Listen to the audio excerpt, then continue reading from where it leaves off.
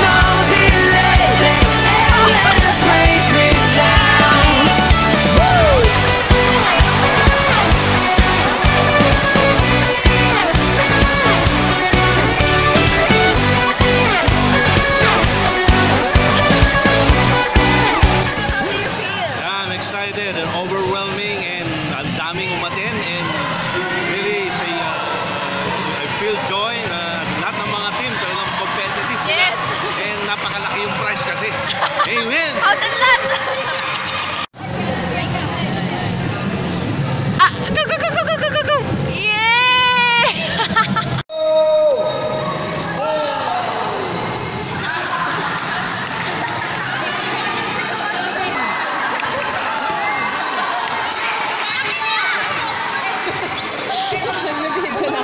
Mamasa kayo! Mamasa kayo!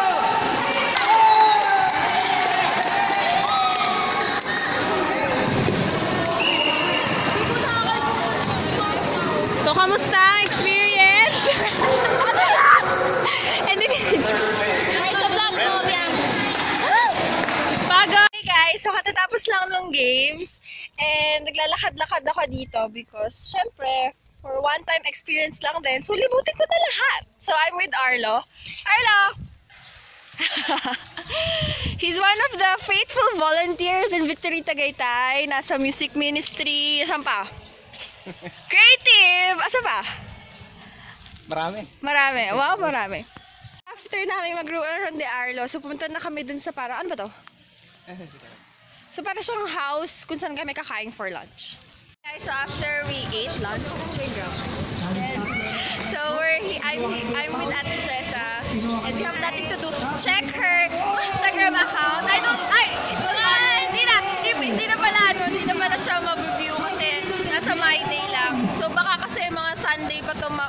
ma-produce sa YouTube. Ma-produce! So, ayun.